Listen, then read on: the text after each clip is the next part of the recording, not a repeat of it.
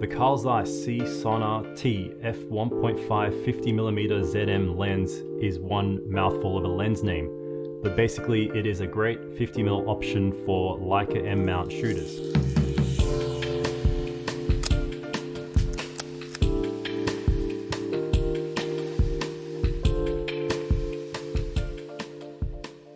So welcome back to Pushing Film, everyone. I'm Hashem, and this is actually my first lens review on the channel. And today it's going to be on this Zeiss 50mm Sonnar f1.5 lens, which I've been using for almost a year now, and I've had quite a few requests for reviews on this lens, and I just thought it was time to share my thoughts and findings after having used this lens for a little while. Now, in my video, I don't want to repeat too much of all the information that's already out there in terms of other reviews and specs and things like that, so I will just reference and credit any of those other sources that I think are really useful that helped me out when I was looking for the lens throughout this video where necessary. So my reason for getting this Zeiss 50mm lens is that, number one, I didn't have a 50mm lens yet, and I always had wanted to get one for my Leica M4 at the time. And what I really liked about this lens in particular was the look of the images that I'd seen from it. That was my number one reason for having ended up going with this lens over others, as well as the fact that it is quite compact. That was a real plus for me. Having used the Zeiss 35mm, also C, which stands for compact in Zeiss's lens lineup, I was really impressed with the handling of that Zeiss lens, which is now on my Leica MA, which I've transitioned to using now, having sold the M4, and that's what I have been using the Zeiss 50mm on for the last few months. So there was the look of the images that this lens can create, the compact size, and thirdly, the low light capability. Since this other lens I have was an f2.8, I thought it would be useful to have something with better low light capability. The other factor was the value for money that I found this lens offers compared to especially the Leica lenses, which look great as well, but for me, I wanted to go with something down the middle of the road.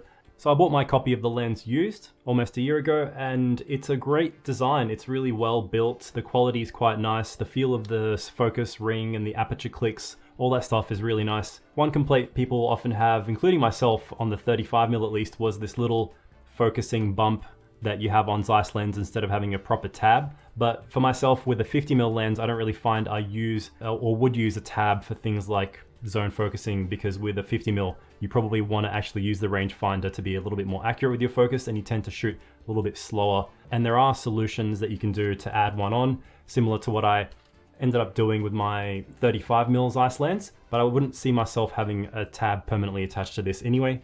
But besides that, I love the quality of the lens, the look of it. The design is quite nice. It matches well, especially with the black MA body. So enough of all that for now. Let's jump into Lightroom and I'll take you through some more images that I've made with this lens, just demonstrating some of the different capabilities, the pros and cons that I found, at least through my usage. All right, so looking through these images, you may have already seen a few of them during the intro, but let's run through some images to demonstrate some of the qualities of this lens. And first off the bat, as I mentioned earlier, this is definitely what I would call a character lens. So it's a lens that I would say has a fair bit of a unique look compared to other lenses that tend to be a bit more clinical and plain in the way they render the images. And this is especially demonstrated when you shoot it at the wider end of the lens. So let's demonstrate this with a few of the images that I took more recently, including these portraits that I did for a family session that were shot probably at around f2 to 2.8, which is where I generally find myself using this lens. And with these images here, you can see that the lens just has a beautiful rendering of all parts of the images, from the in and out of focus elements, from the foreground to the background. The way it handles that out of focus is probably my favorite thing about this lens and what drew me to getting it in the first place. And another image here from the same family session, but let's jump to another portrait where you can really see that sort of great micro contrast and what a lot of people call 3D pop that you can get from this lens. Not that I really look at it that way, but I do enjoy the way it just looks to my eyes. Same thing with this shot here, probably shot at f1.7 or 8, f1.7, 1.8, I'm not sure what the click is between 1.5 and f2, but that's where I would have had this. And you can see it's not extremely sharp, but the way it renders the image is quite nice. And there's enough sharpness in the center to really demonstrate the lens capability well enough, but I just love the way it handles the out of focus areas even more than what it does with in focus areas. As you can see with another portrait here, where you have an out of focus foreground and background, but a really nicely focused subject in the center. And I quite like how it gives that 3D look, for lack of a better word, to images like this one, where you have the lens set to a wider aperture, like perhaps f2, which is I think what I had the lens on here, on this roll of Kodak Portra 800 in the Leica M. Okay, so in another recent portrait I took here, probably just a few weeks ago, you can see I've got focus here on the hands and these, baby chooks in this gentleman's hands that I photographed. And I think you can kind of get the point here that this is a lens with a lot of character, has a bit of an old school look, especially the way it does have a little bit of vignetting and softness around the corners when you especially shoot it close to wide open or wide open. And that's due to the fact that it is an old Sonnar design, which is part of what results in this more of a classic rendering to the images, but that is also what results in something called focus shift, which you do get quite a bit of on this lens. I will talk more about that as we go along, but that is something that you definitely want to look into and make yourself aware of, but more on that later. So going back to the grid, now let's look at something where maybe the lens is stopped down a little bit, just to give you a comparison point with having it wider open. This is an image taken at about f8, if I'm remembering correctly, on Kodak Portra, and you can see it does sharpen up quite nicely when you stop it down, and it can just be a versatile 50mm everyday type of lens if you're going to use it for stuff like that rather than just portraits and whatnot. So it is really versatile, being compact, having that high speed, low light capability, and still rendering images really nicely with good corner to corner sharpness if you're going to stop it down a little bit. And I really could not complain with an image like this one, whether it was something like a landscape where I wanted that little bit of extra detail. So on that note, let's just run through a few more images of everyday street, scenery, landscape type of stuff taken with this lens, just to give you an idea of how it can really work well when you're not just trying to isolate subjects. I don't have access to a digital M body, so if you are watching this video, I hope these images do justice in terms of your informed decision if you're trying to look for this lens. Again, it can work really well if you want to use it for something like street photography, if you don't mind that tighter field of view of a 50mm. So just running through a few more images here, just to give you an idea of both that 50mm focal length and how this Zeiss ZM would look if you're going to use it for this type of photography.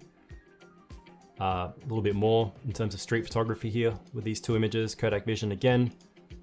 So with this one here, I think this would have been wide open f1.5. Again, you can see that little bit of softness and vignetting, maybe a tiny little bit of distortion also in the corners, but I don't mind that look. If you are looking for a lens with great corner to corner performance, you might be better off going something like the Zeiss Plannar f2.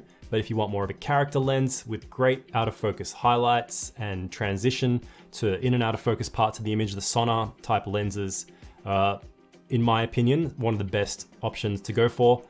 But let's jump out to the grid and just see where we're at here. So what I've got in these next few images are probably taken mostly wide open. I know this one definitely was taken wide open. And again, it just has that really beautiful, almost dreamy character. Another image in the fog here, and this one here being on some expired Velvia, which is what would explain these sort of wacky colors. That isn't really a vignette in that corner. Part of that is color shift on the expired film. All right, so I'm not gonna run through all of these images. I'm just gonna maybe just find a little bit of variety with things like this shot here. Again, used the lens wide open, and some of the shots over here where I've got portraits in a set, where you can just really see the performance of this lens, whether you're shooting portraits in a full body type of composition or a little bit closer, works really well. These were shot at f2, which is one of my favorite apertures to use this lens at. And just going back out here, I've got some portraits of my friend Phil, who you may have seen in the previous video, and you might have already seen these images when referring to other parts in different videos. But again, you can just really see how well this lens performs. Very different lighting in both of these scenes. I really love the way this lens works for portraits, and I'm sure that there is a potential for you to like this lens too if you're considering it. Another favorite portrait I've taken with this lens and on the Leica M4, Kodak Vision 250D. So just clicking through a few more images here, and you can see the great amount of detail you get, especially on these black and white low grain shots. This one is a little bit grainier, Fuji 400H during camping trip, which was a little bit underexposed, explaining some of that muddy look, but just demonstrating that this lens can be quite handy for low light usage. And another portrait here, which was backlit, but it rendered really nicely. With this shot of my nephew, there might have been a little bit of that effect of focus shift, which you will notice in the way of a front focus, especially when using it at f1.5 or f2. I believe that my version of the lens is calibrated for f2.8, but what it really comes down to, in my opinion, is if you're going to use this lens on film, you really would struggle to find and even see the effect of that focus shift during everyday usage. But if you're going to use it at f1.5 all the time, then you might start to see the effect of that focus shift. But as far as my experience and a few others I've read about, it's really hard to replicate it and cause it to happen on a regular basis, especially if you're shooting film, and especially due to the fact that with a rangefinder, there always is a bit of a margin to miss focus when you're shooting at f1.5, regardless of the lens. So again, with another portrait of my nephew here, you can see it works really well. This is at f2, I believe, again, and heaps more portraits to run through. So I'm just gonna sort of click through them on Vision 500T here. Really low light once again. You can see a little bit of that softness. The focus might have missed on this shot, but I'm not sure whether it was because of focus shift or because I just missed focus myself. So it's really hard to blame the focus shift. All right, so just jumping back to the grid here, we'll address that elephant in the room of the focus shift a little bit more before heading towards wrapping up this video. And what I wanted to basically say is look into it yourself if you're going to buy this lens or consider buying it.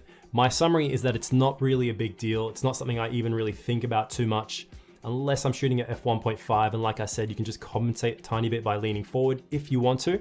But I find that as soon as I stop down to f2, which is demonstrated in this image here, where I actually took a photo of the light meter I used to meter this scene, I focused on the word seconic here and shot it at f2, and it seems perfectly fine to my eye. When you're shooting film, it's going to be really hard to notice. With f1.5, you could notice it a little bit more, but it's good to stop these lenses down a click or two anyway. I find you just get a little bit better out of focus rendering. You don't get as much of a chance of that busyness in the out of focus highlights if you're shooting backlit scenes especially. But if you are going to shoot it at f1.5, I have a couple of images, or one image here to show you the effect of the lens at 1.5. There is a fair bit of vignetting and softness. The focus is perfectly fine. I mean, you'd be really hard pressed to tell where I focused on in this image anyway, but just to compare that to shooting at this was 2.8, you can see that vignette almost instantly disappears when I click back and forth through those images, and just putting them side by side here. You can see the effect of stopping down a little bit to reduce vignetting, to get a little bit of extra sharpness, micro contrast. So in my opinion, it is a great lens if you are happy using it between f1.8 and f2.8 for most of your portrait and detail shots like that, but you could easily choose it at f1.5 if you are aware and happy with that little bit of softness. All right, so I hope looking through some of those images gave you a better idea of the actual real life performance of this lens, at least on film and with some of these examples that I gave. In my opinion, it is a great lens option. It's nice and compact, and another thing worth mentioning is there's no viewfinder blockage, at least when you're not using a hood with this lens. It's probably not for everyone, but it is a lens that can perform really well if you are aware of those shortcomings, like that performance wide open, a little bit of that vignetting, and of course the focus shift mentioned earlier. It has a really unique, almost sort of magical look to some of the photos I've taken with it, and I'll continue to use it for quite a while, I'm sure. When I was researching for a while. I was actually using my 35mm for the first couple of years, and was just constantly reading reviews every now and then on 50mm options, saving up money, waiting for the right moment. And some of the lenses I considered were things like the Zeiss F2 Plannar lens, which is probably not too different in price as far as I've seen, but it does have quite a different look. And what really helped me, and I want to pass that on to you when researching and looking into buying this lens, was reading some of the more in-depth reviews by people like Hamish Gill on the 35mm website. His review was the most comprehensive and helpful review that helped me eventually pull the trigger on this lens, and especially when looking into things like the focus shift, how I would find dealing with that related to how he found it. And another really good review that I found, so if I can find it again online, it was a comparison between this and the Plannar, for example. And the person who wrote that review actually gave some sample images of both lenses. I found that really useful, so I'll link that in the video if I found it. Of course, it is always worth doing your own research, but I definitely recommend at least reading that 35mm breakdown of this lens. It was super helpful, especially if you want to look more into that focus shift effect, which again, from my point of view, not an issue, not a real world issue, at least with everyday shooting. And that about sums up all my thoughts on the Zeiss 50mm ZM Sonnar, whatever the full name of the lens is. I highly recommend it if you're looking for something in that price range of about 1,000 Australian dollars, which is about what I paid for mine, give or take $100.